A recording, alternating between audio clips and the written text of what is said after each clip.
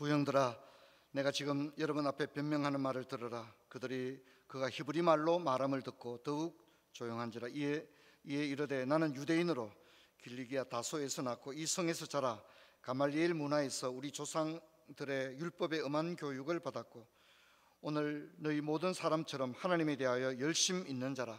내가 이 도를 박해하여 사람을 죽이기까지 하고 남녀를 결박하여 옥에 넘겼노니 이에 대제사장들과 모든 장로들이 내 정인이라.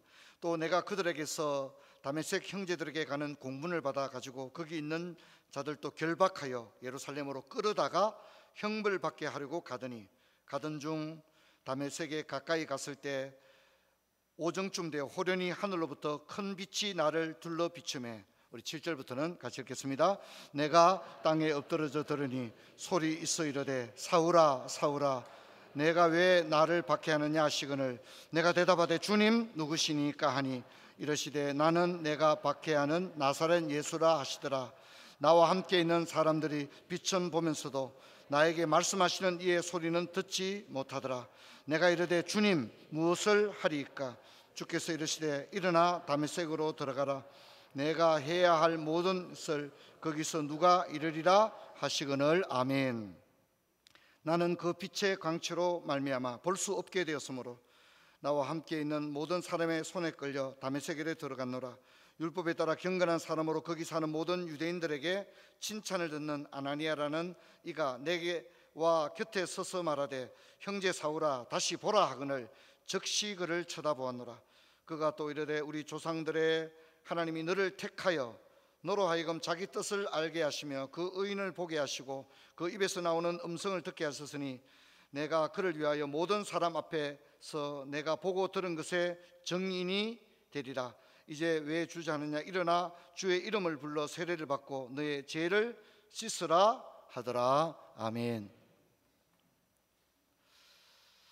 성도 여러분, 올해는 여름이 끝나겠나 그렇게 생각했고 실제로 7월 8월에는 무더위가 10월까지도 갈 수 있다 이런 얘기도 있었지만 그래도 지구는 분명히 도는 것 같습니다. 그래서 계절의 변화를 저희들이 느끼고 있습니다. 또 올해는 추석이 9월 말 10월 초에 있어서 하반기가 그 어느 해보다 유달리 참 짧게 느껴지지 않느냐 그렇게 생각합니다. 9월부터 12월까지 4달 동안은 교회에 와서 마치 설교를 처음 듣는 이들을 생각하면서 설교를 하고 있습니다. 그동안에 우리 2주 말씀 들었던 것을 한번 생각해 보면요, 하나님께서는 우리를 부르셨다는 겁니다. 하나님이 우리를 부르셨지 어떤 누구도 스스로 교회의 일원이 된 사람은 없다는 겁니다. 또 우리는 각기 다른 배경의 성도들인데 우리를 하나 되게 하신 분은 우리 자신의 인격의 결과가 아니라 우리를 하나 되게 하시는 우리 안에 계신 동일한 성령님의 역사다 그렇게 말씀을 했고요. 교회에 오면 눈에는 사람이 보이지만 보이지 않는 하나님이 우리 가운데 함께 하시는 줄로 믿습니다. 그리고 이제 성령님과 동행하고 순종하면 우리 지난주에 살펴본 것처럼 조덕삼이나 소냥훈과 같은 그런 변화가 일어나는데 그게 잘 안 되는 이유는 우리가 성령을 따르기보다는 무엇을 따르게 된다고요? 육신을 따라 행하기 때문에 성령의 뜻을 이루지 못한다. 그래서 우리가 부단히 성령의 충만을 따라가야 되겠다 이렇게 말씀을 살펴봤습니다. 여러분, 초대교회는 오순절 성령 강림 이후 놀라운 변화를 날마다 경험을 하는데 그 가운데는 극렬한 기독교 박해자가 놀라울 정도로 전도자로 변모되는 사례도 있었습니다. 그 대표적인 사례가 바로 우리가 잘 아는 사도 바울입니다. 그림을 한번 보도록 하겠습니다. 사도 바울에 대한 유명한 화가들의 그림인데 저건 먼저 럼브란트의 그림입니다. 그 다음 그림은요 루벤스가 그린 그림입니다. 그 다음은 엘 그레코가 그린 그림입니다. 그 다음 그림 볼까요? 누구 같습니까? 여러분이 좀 생각했던 사도 바울과는 좀 다르죠, 그죠? 이 그림은 알브레이트 디러라는 사람, 기도하는 두 손 그린 사람 있죠, 그죠? 그분이 그린 그림인데 물론 이제 그 그 미술은 해석이지 않습니까? 그죠? 본인이 느낀 해석인데 그 지금까지 그 사도 바울을 그린 일관적인 화가들의 흐름을 완전히 벗어나서 알브레히트 딜러는 매우 어떤 야성적인 그런 바울을 그리고 있습니다. 그 다음 그림도 볼까요? 이것도 알프레히트 딜의 그림인데 뭐 사도 바울과 사이가 안 좋았거나 하여튼 뭐 독특한 사도 바울에 대한 생각을 가진 것이 아닌가 이렇게 생각을 합니다. 여러분 어쨌든 우리가 그림을 통해 보는 사도 바울의 모습은 상당히 강직한 그런 모습이지만 사도 바울의 전체적인 모습을 보면 몸은 굉장히 왜소한 걸로 그렇게 나타나 있고요. 어깨는 꼿구정했고 머리는 대머리로 알려져 있는데 특별히 눈이 아주 안 좋은 것으로 모든 화가들이 이 사도 바울의 눈을 그릴 때 눈을 정상적인 눈이 아니에요. 거의 눈이 시력을 잃어버린 것과 다름없는. 근데 실제로 빌립보서에 보면 바울이 극심한 암 질환을 앓았음을 이렇게 예시하는 그런 내용이 나오는데 그게 그냥 눈이 좀 안 좋은 게 아니고요. 보기에 흉측했다고 나옵니다. 그런데도 빌립보 성도들은 그 사람의 모습으로 보지 아니하고 하나님의 사랑으로 나를 기꺼이 형제처럼 대해 주었다. 그렇게 이야기를 했습니다. 바울도 그런 얘기죠. 너희들이 외모만 보는도다 이런 얘기도 많이 했거든. 특히 이제 고린도 성도들은 바울의 외모를 보고 바울을 좀 이렇게 무시하는 경향이 있었는데 바울이 너희들은 사람의 외모만 보는도다 이런 이야기를 했습니다. 아마 그런 것들이 화가의 상상력 속에서 아마 저런 식으로 그림이 그려지지 않았을까 생각합니다. 여러분 바울은 처음부터 예수를 믿은 사람이 아니라 오히려 격렬한 예수의 반대자였습니다. 그는 전통적인 유대인이었고 베냐민 지파였고 또 바리새파였습니다. 당대 최고의 학부라고 할 수 있는 가말리엘 문화 출신이었고요. 또한 남에서부터 로마 시민권자였습니다. 바울은 학자들의 견해에 따르면 삼중 언어를 자유롭게 구사한 것으로 나타납니다. 로마 시민권자니까 라틴어를 능수능란하게 사용했을 것이다. 그렇게 보여주고 당시에 지중해 끈에는 알렉산더 대왕의 영향으로 지식층들은 헬라어를 누구나 다 읽을 수 있었습니다. 심지어 예루살렘에 사는 사람들도 다 헬라어를 읽을 수 있을 정도로 알렉산더가 헬라어 교육에 아주 열정이 있었거든요. 그렇기 때문에 신약 성경도 헬라어로 기록되었던 배경은 바로 그 당시의 지중해 연안의 유럽 세계에 모두가 읽을 수 있는 언어는 헬라어였다는 거죠. 그래서 당연히 사도 바울도 헬라어를 사용할 수 있었습니다. 그리고 오늘 본문에 보니까 바울이 유대인들에게 설교를 하고 있는데 무슨 말로 설교했다가 나오죠? 히브리어로 말했다. 이렇게 히브리어로. 왜냐하면 가말리엘 문화에서 공부했기 때문에 히브리어, 특히 구약 성경에 그냥 좀 읽을 수 있는 정도가 아니고요. 아주 정통한 학자였다. 이렇게 이야기할 수 있습니다. 그래서 사도 바울은 당시에 이 세 개의 언어를 자유롭게 구성하는 이중 언어를 구성할 수 있는 그런 능력을 가진 사람이었습니다. 하지만 그는 이토록 구약 성경에 대해서는 정통했지만 예수는 랍비 정도로 생각했습니다. 예수는 랍비다. 죽었다가 살았다고 하는 것은 제자들의 거짓말이다. 꾸며낸 말이다. 이렇게 생각을 하고 있었습니다. 여러분 바울의 이야기는 사도행전에 3번 등장하는데요. 9장과 22장과 26장에 등장을 하고 있습니다. 바울이 회심에 대한 그 장면도 화가들이 그림을 좀 많이 그리는데 한번 좀 볼까요? 첫 번째 그림은 레퍼런스를 제가 찾지 못한 그림인데 첫 번째 그림과 마지막 그림에 굉장히 차이가 있습니다. 첫 번째 그림은 강렬한 빛을 주제로 합니다. 그렇죠. 이들이 다메스커스로 가는 광야에 말을 타고 가고 있는데 정오쯤 되었다는 것은 태양이 가장 강렬한 시간이었습니다. 그런데 정오의 가장 강렬한 태양보다 더 강렬한 초자연적 빛이 비쳤다는 거죠. 화가는 그 빛을 그리고 싶었던 것 같아요. 그리고 그 빛 앞에 말에서 나타나지고 있는 사도의 모습을 묘사하고 있습니다. 그 다음 그림 볼까요? 이 그림은 미켈란젤로가 그린 그림입니다. 시력을 잃어버린 모습이죠. 그 다음 그림 볼까요? 구스타브 도레의 성경 도록에 나오는 그림인데 이것도 강렬한 빛을 이야기하고 있습니다. 자, 마지막 그림 한번 볼까요? 이 그림은 카라바지오인데 좀 배경이 어둡습니까? 밝습니까?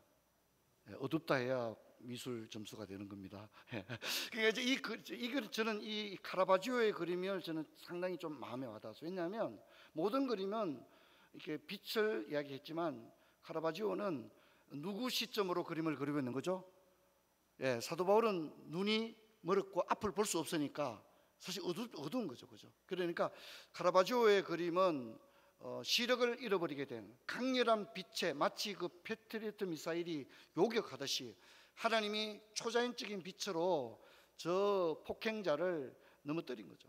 그때 그는 시력을 완전히 잃어버렸을 때 오는 절망감, 두려움, 그리고 죽음에 대한 엄습, 이런 것들을 저 어두운 배경을 통해서 묘사하지 않았나 이렇게 생각되는데, 미술 선생님 틀리면 나중에 저한테 얘기를 해주시길 바랍니다. 그냥 제 생각에 말씀을 드렸습니다.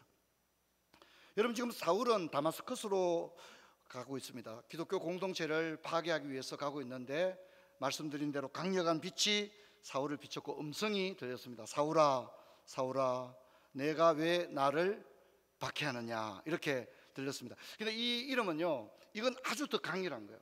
사실 이제 바울의 이름은 바울입니다. 바울의 이름은 그러니까 그가 이제 헬라어로 바울인 거죠. 바울. 그런데 그의 히브리 이름이 뭐라고요? 사울인 거예요. 근데 이 이름은 잘 안 쓰는 이름입니다. 잘 사용하지 않는. 제 이름이 종백이지 않습니까? 종백. 이 제 이름이 종백이라는 걸 아는 분들은 아주 신앙생활 오래 하신 분들입니다. 근데 여러분, 제가 뉴욕 맨하탄에 42번가를 걸어가고 있는데 누가 뒤에서 임종구 이러면 뭐 그냥 돌아볼 수 있는데, 종백아라고 하면 놀라겠습니까? 안 놀라겠습니까? 내 이름을 부르는 것도 놀라운데 시골에서 잠깐 사용하던 제 이름 그렇게 부르면 진짜 깜짝 놀랄 겁니다. 이게 도대체 무슨 상황이냐 이렇게 볼 거 아닙니까? 그래서 이 사울아 사울아, 바울아 바울아로 부를 수도 있는 겁니다. 그 이름은 많이 알려진 이름이라는 거죠. 이해되겠죠? 굉장히 많이 알려진 이름이 바울이거든. 바울이 또 이 이름을 사용했습니다. 그런데 사울이라는 이름은 잘 사용하지 않는 이름, 시골에서 사용하던 그런 아는 사람이 어떻게 해요? 굉장히 제한되어 있는 이 이름을 아는 사람은 몇 명 없는 거죠. 그런데 다메섹으로 가는 때 사울아 사울아라고 했을 때 이것은 뭡니까? 자신에 대해서 어릴 때부터 아니면 혹시 자신의 거의 모든 것을 놀라울 정도로 어떻게 해요? 다 알고 있는 사람이 자신을 호명하고 있는 겁니다. 그래서 그것은 그냥 사울아 사울아로 우리가 단순히 이해를 해서는 안 됩니다. 이 이름은 내가 너에 대해서 모든 걸 아는 사람이라고 하는 것을 드러내는 이름이죠. 사울아 사울아, 네가 왜 나를 박해하느냐, 이 음성이 호련히 들렸습니다. 그자 사울이 즉시 소리칩니다. 주님 누구십니까? 우리 한번 답다. 주님 누구시니까? 주님 누구십니까? 이 자기 이름을 안다고 하는 것은 너무 놀라운 이야기인 거죠. 이것은 자기에 대해서 그냥 모든 걸 다 아는 사람이라는 겁니다. 전능한 하나님임을 의미하는 거죠. 우리 성경에 보면 창세전에 우리 이름을 아신 줄로 믿습니다. 또한 우리 이름을 부르실 줄로 믿습니다. 얼마나 놀라운 것입니까? 그래서 주님 누구십니까? 라고 할 때 주님은 뭐라 합니까? 나는 네가 박해하는 나사렛 예수다 라고 했습니다. 여러분, 사도 바울에게 나사렛 예수는 그저 랍비에 지나지 않았고, 나사렛 예수가 다시 성경 예언대로 다시 살아났다고 주장하는 제자들의 주장은 헛된 주장이고, 그런 제자들을 다 잡아들이고 있는 거예요 지금. 그리고 그렇게 외치고 있던 스데반 집사를 돌로 죽였던 사도 바울입니다. 그런데 죽은 줄로만 알았던, 인간인 줄만 알았던, 랍비인 줄만 알았던 그 예수가 부활하셨을 뿐만 아니라 살아계신 하나님이셨던 겁니다. 그래서 사울아 사울아, 네가 왜 나를 박해하나? 주님 누구시니까? 나는 네가 박해하는 누구라고요?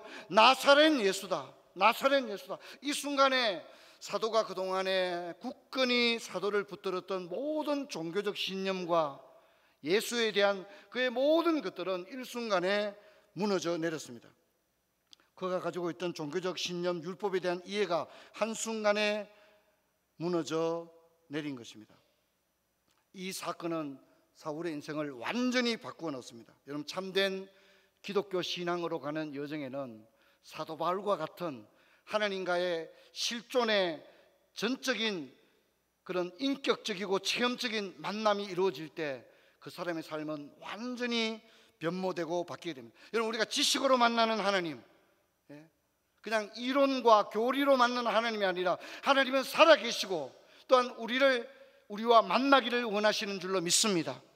이론적인 하나님이 이때더라, 예수님 참 좋은 일 많이 하셨대더라가 아니라, 그래서 여러분, 당시에 랍비들은 기도를 가르칠 때 3인칭 기도를 가르쳤습니다. 랍비들이 기도문을 적어줬거든요. 그 기도문들은 다 3인칭입니다. 그는 높으시도다, 그는 지존하시도다, 그는 높은 곳에 계시며 그의 인자는 한이 없도다. 다 3인칭 기도였습니다. 하지만 예수님은 제자들에게 전혀 랍비들이 가르쳐준 기도와는 전혀 다른 예수님의 기도문을 가르쳐주는데, 너희는 이렇게 기도하라. 하늘에 계신 우리 아버지, 우리라고 하는 게 뭡니까? 1인칭이죠. 1인칭의 복수죠. 그렇죠? 그러니까 예수님이 가르쳐준 기도는 뭡니까? 1인칭 기도를 가르쳐준 거죠. 그러니까 예수님은 인격적 만남을 우리 가운데 이야기를 하시는 겁니다. 신앙생활하면서 이 질문을 반드시 가져야 합니다. 한번 더, 주님 누구시니까? 우리 이 질문을 끊임없이 던져야 됩니다. 난 예수님 누군지 아는데. 아니죠. 이 질문은요, 주님을 몰라서 묻는 게 아니에요. 주님, 당신은 누구시길래 나 같은 죄인도 사랑하십니까? 라고 하는 질문인 겁니다. 주님, 당신은 누구시길래 세상에서도 인정받지 못했던 나를 주님은 아무 조건 없이 맞아주시고, 어떻게 이렇게 세상에 잘난 사람들이 그렇게 많은데 나같이 못난 사람을 하나님의 자녀로 삼아주십니까? 주님 누구십니까? 라고 하는 질문은 예수님이 누군지 몰라서 묻는 게 아니라, 당신은 도대체 어떤 분이시길래 나 같은 죄인도 사랑하십니까? 여러분, 우리는 이 질문이 우리 속에서 끊임없이 흘러넘쳐야 될 줄로 믿습니다. 저는 이제 신앙생활 하면서 제 마음에 이제 참 감사한 게, 제 신앙의 여정을 이렇게 돌아보면 저는 좀 철이 없었던 것 같아요. 목사가 되었어도 철이 없었던 것 같아요. 지금도 많이 변변치 않습니다. 근데 제가 자신을 이렇게 돌아보면서 하나님께 감사한 것은, 그런 나를 하나님은 기다려 주셨다고 생각해요. 저는 그것이 너무 감사해요. 내가 목사답지 못했을 때도 교육자의 길을 아주 어릴 때부터 갔거든요. 평생을 교회에서 설교하고 기도하고 이렇게 성도들 만나고 이렇게 살아왔는데, 내 자신을 보면 진짜 좀 너무 부족한 점이 많아요.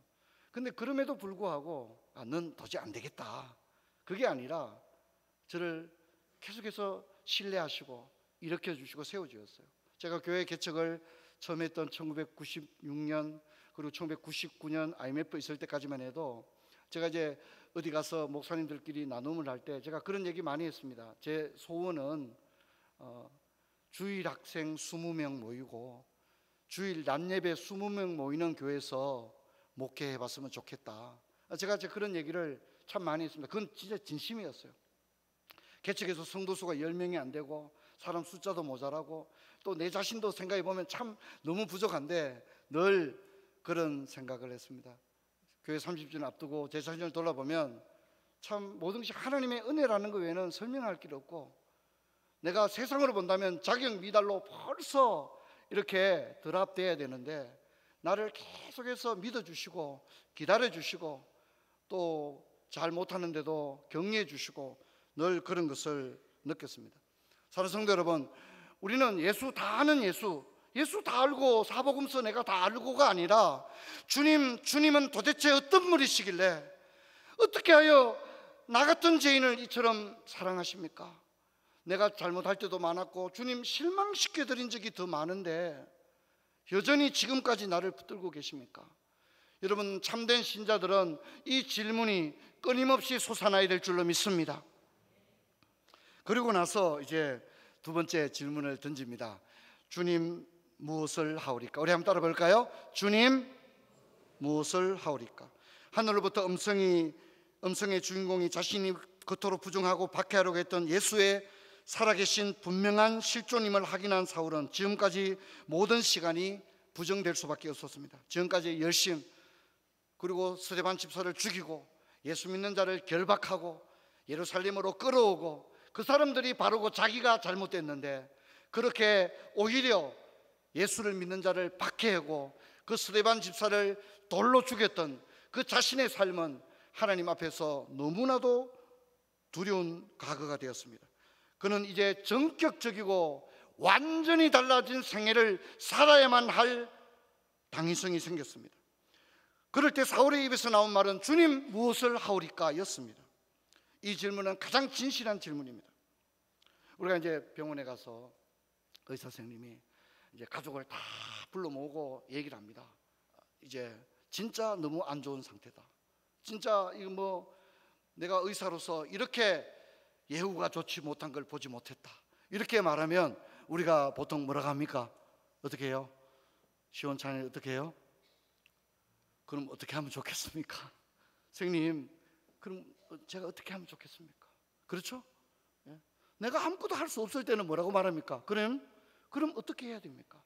그냥 포기해야 됩니까? 무슨 방법이 있습니까? 저를 좀 살려주십시오. 그렇게 얘기하는, 지금 주님 내가 무엇을 하오리까는 그냥 주님으로부터 무슨 어떤 일을 부여받기 위한 그런 일이 아니라, 이제 도무지 지금까지 그렇게 자신만만했던 이 젊은이는 앞으로 어떻게 살아야 될지가 너무 두려웠던 거죠.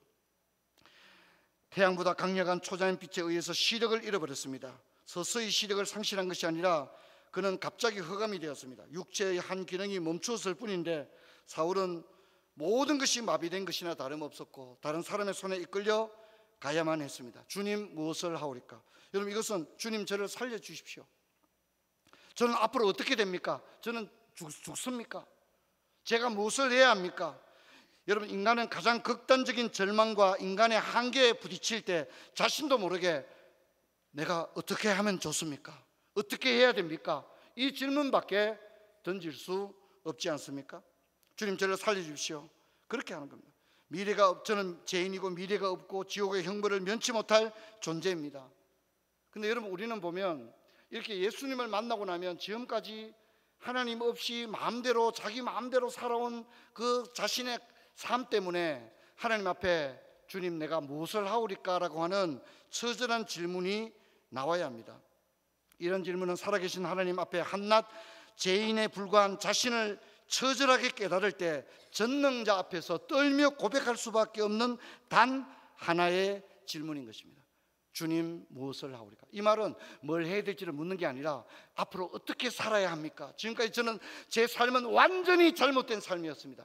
하나님을 정면으로 대항하는 삶이었고 내가 지식을 가졌다고 하지만 그 지식은 참으로 잘못된 지식이었습니다.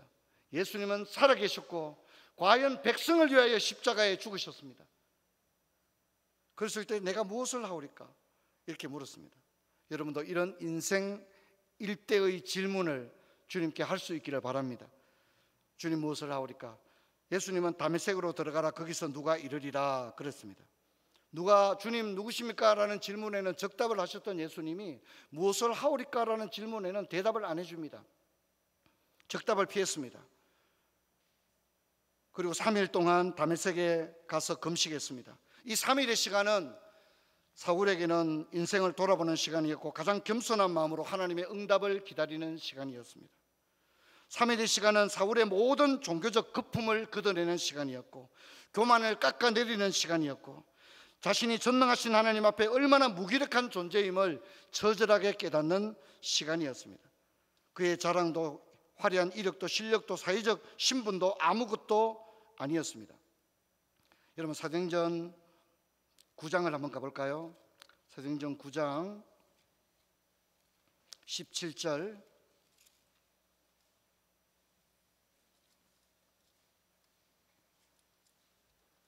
17절부터 19절까지 같이 읽습니다.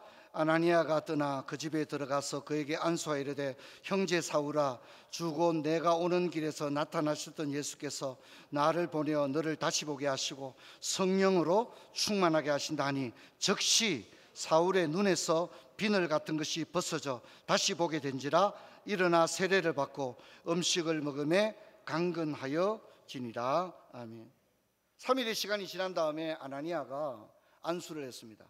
그리고 즉시 그는 보게 되었고 하나님께서 너를 복음을 위해서 택한 그릇이라고 하는 청기 누설과도 같은 하나님의 뜻을 이야기해 주었습니다. 어떻게 살면 좋겠습니까? 예수 만나고 난 이후에 어떻게 살면 좋겠습니까? 하는 답을 적시 준 게 아니라 자신의 과거를 돌아보고 철저히 회개하고 하나님 앞에서 나는 무기력한 존재임을 처절하게 고백했을 때 비로소 어떻게 살아가야 할 생애의 이유를 주님은 비로소 가르쳐 주신 줄로 믿습니다. 그러므로 내가 어떻게 살면 좋겠습니까? 라고 하는 질문은 주님이 버튼을 누르면 그저 쉽게 주는 대답이 아니라는 겁니다. 이건 하나님 앞에서 내가 한없이 고민하고 몸부림칠 때 하나님이 비로소 우리에게 주는 해답인 것입니다. 사도행전 9장 15절을 보면 주께서 이르시되 가라, 이 사람은 내 이름을 이방과 임금과 이스라엘 자손에게 전하기 위한 나의 택한 그릇이다, 그렇게 이야기를 했습니다. 여러분, 우리는 첫 번째 질문을 통해서 신앙의 문을 열고 들어옵니다. 그리고 두 번째 질문을 통해서는 사명의 문을 열고 들어오게 됩니다. 우리가 단순히 예수 믿었다는 것에서 성경을 공부하고 교회 일원이 되는 것이 전부가 아니라 예수를 믿고 난 다음에는 주님 누구십니까? 라고 하는 것에 대해서 질문하고 난 다음에는 그렇다면 나같이 못난 죄인을 불러주신 주님, 제가 앞으로 저의 인생은 어떻게 살면 좋겠습니까? 이 두 번째 질문을 우리는 던져야 하는 것입니다. 이 질문은요, 한 번 던져도 되는 게 아니라 주님 앞에 가는 그 시간까지 이 질문을 끊임없이 던져야 할 줄로 믿습니다. 근데 여러분 보세요. 주님 누구십니까? 예수님 나를 위해 십자가에 돌아가시고 부활하시고 예수를 믿는 자는 하나님의 자녀가 되고 영생을 선물로 얻는다. 문제는 한국교회는 대부분 여기서 끝나는 겁니다. 여기서 모든 걸 안 것처럼 말합니다. 하지만 여러분, 우리는 두 번째 질문을 통하여 사명의 문을 통과하지 않으면 사실상 예수 믿지 않는 다른 종교를 가진 신앙의 사람들과 다를 바가 전혀 없습니다. 주님 무엇을 하오리까? 주님, 제 인생을 아무 자격 없는 나를 위해 십자가에 저를 대신하여 형벌을 받으시고 그 피를 다 흘려주셔서 저의 죄를, 죄값을 지불해 주셨는데 제가 무엇을 하오리까? 제가 어떻게 살면 좋겠습니까? 여러분, 이 질문이 없다면 여러분 그 사람의 신앙을 일컬어 뭐라고 하냐면 그게 바로 기복신앙입니다. 그리고 그게 바로 번영신학입니다. 예수 믿고 복받고 잘 먹고 잘 살자로 끝나버리고 기결될 수가 있는 겁니다. 예수를 믿고 난 다음에 주님 무엇을 하오리까? 주님은 나를 위해 골고다 언덕에 십자가 지시고 내가 져야 될 형벌을 대신 다 당하셨는데, 그렇다면 주님, 이제 저는 무엇을 하오리까? 주님, 이제 제가 어떻게 살면 하나님께 기뻐하시겠습니까? 여러분, 그 질문은 우리가 생애를 통하여 끊임없이 던져야 될 질문인 줄로 믿습니다. 그런데 이 질문에 도달하지 못한 사람, 이 질문을 심각하게 주님 앞에 던져보지 못한 사람은 1번 질문에만 머물고 있다면 사실 복받기 위해서 갓바위에 올라가서 복을 달라고 기도하는 사람, 소원을 들어달라고 기도하는 사람의 신앙과 다를 바가 없고 예수 믿지 않는 사람들의 모습과 다를 바가 없는 것입니다. 여러분, 디모데전서 1장 12, 13절은 이렇게 고백합니다. 같이 읽겠습니다. 나를 능하게 하신 그리스도 예수 주께 내가 감사함은 내가 나를 충성되이 여겨 내게 직분을 맡기심이니 내가 전에는 비방자요 박해자요 폭행자였으나 도리어 긍휼을 입은 것은 내가 믿지 아니할 때에 알지 못하고 행하였습니다. 사도 바울은 주님을 알지 못할 때는 폭행자고 박해자였지만 주님을 만나고 난 이후에 주님이 내가 너를 택했다, 너는 나의 택한 그릇이다, 이방의 복음을 전하기 위한 나의 택한 그릇이다, 이 사실을 알았을 때 바울은 그것을 사명으로 받아들이고 거기에 대해서 감사했습니다. 사도 바울의 감사는 뭡니까? 내게 직분을 맡기심을 감사했습니다. 여러분, 오늘 많은 사람들이 예수 믿는 것은 오케이예요. 예수를 영접하는 것도 오케이예요. 죄인임을 인정합니다 합니까? 라는 것도 오케이예요. 근데 거기서 끝나는 거예요. 그 다음에 주님, 내가 무엇을 하오리까? 주님이 나를 피로 값주고 사셨는데 이제 나의 남은 인생은 주를 위해 사는 인생입니다. 할렐루야. 이 고백 앞에 다시 서십시오.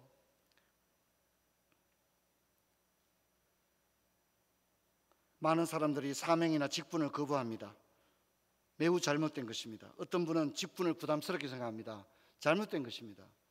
나같이 못난 죄인을 불러주시고 내게 직분을 맡기셨는데 그 직분이 영광이 되고 감사가 되고 자원함이 되어야 합니다. 직분을 부담스럽게 여긴다고 하는 것은 첫 번째 질문에서 두 번째 질문으로 넘어가는 뼈아픈 하나님 앞에서의 몸부림이 없었기 때문에 예수 믿는 것은 완전 오케이.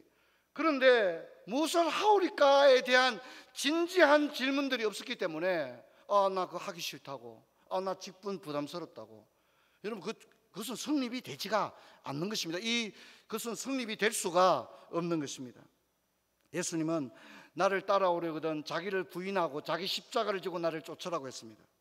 내가 하고 싶은 대로 하고 주님을 따라가는 것이 아니라, 여러분, 주님을 그 십자가를 지고 주님 뒤를 따라가야 됩니다. 내가 하나님 일을 하기 싫으면 주님 보고 나 따라오라 하는 것입니다.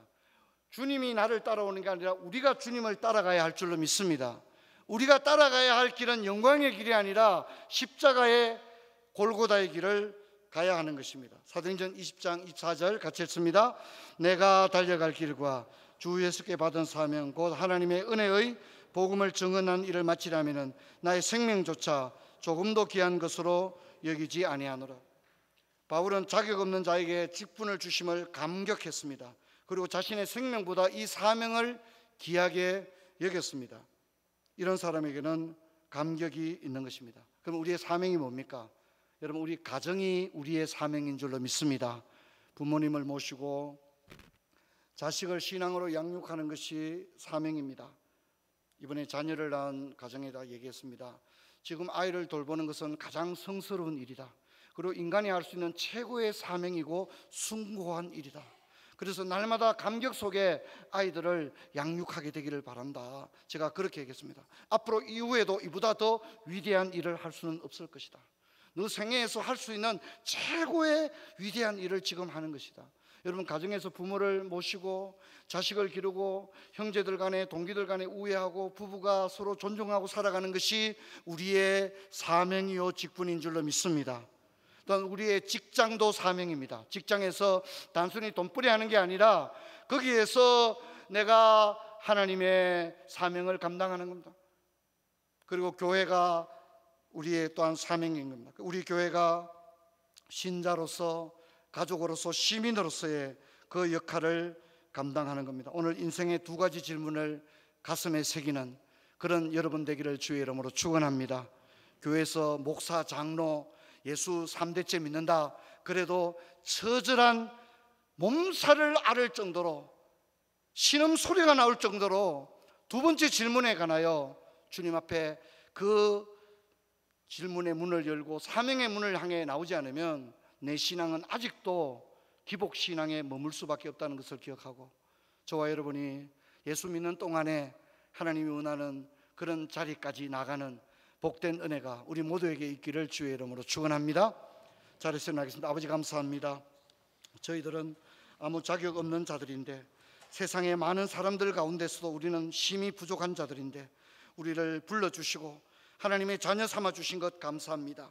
뿐만 아니라 우리에게 사명을 주시고 또 직분을 맡기심도 감사합니다. 아버지, 오늘 사도가 이 두 가지 인생 질문을 통하여 자신의 삶을 꿋꿋이 걸어갔던 것처럼 부초의 모든 성도들도 인생의 이 2대 질문 앞에서 자신의 신앙을 다시금 세우는 복된 은혜가 있게 하여 주옵소서. 주 예수 그리스도 이름으로 기도하옵나이다. 아멘.